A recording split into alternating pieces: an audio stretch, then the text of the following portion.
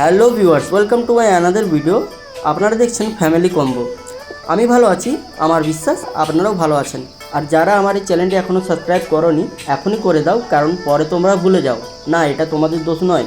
তো আজকে আমাদের যে রেসিপিটা হচ্ছে ঘরোয়া তৈরি সিম্পল মাছের ডিমের ভুর্জি। তো আমার বাড়িতে হলুদ গাছ ছিল, সেখান থেকে একটা পাতা নিয়ে নিই। তো হলুদ গাছের পাতাটি ভালোভাবে ধুয়ে নেব। এটা হচ্ছে মাছের ডিম। আর অবশ্যই কমেন্টে জানাবেন মাছের ডিম খেতে কার কার ভালো লাগে।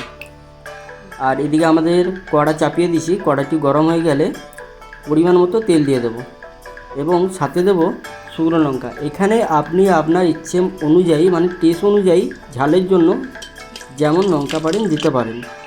আর এটা রয়েছে কেটে রাখা পেঁয়াজ। কেটে রাখা পেঁয়াজগুলো এখন দিয়ে ভালোভাবে ভেজে নেব।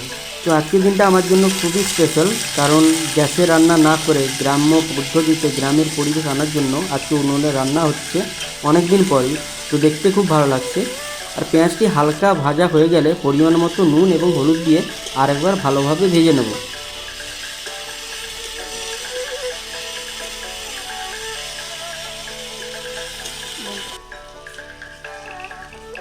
যারা যারা চ্যানেলটি এখনও সাবস্ক্রাইব করোনি তাড়াতাড়ি করে নাও, কারণ একটা সাবস্ক্রাইব আমাদেরকে ভিডিও বানাতে অনেক উৎসাহ যোগায়।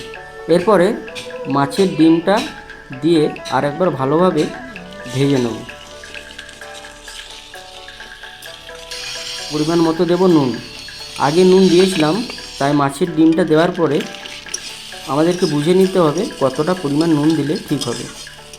মাছের ডিমটা ভাজা হয়ে গেছে, এবারে নামিয়ে নেব একটা অন্য পাত্রে।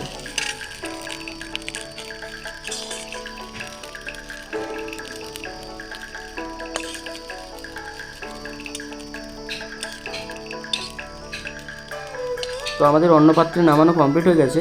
এখন খেয়ে দেখবেন কেমন হয়েছে। এটা পান্তা ভাত বা গরম ভাতের সঙ্গে খুবই ভালো লাগে। আর অবশ্যই খেয়ে জানাবেন কেমন হয়েছে।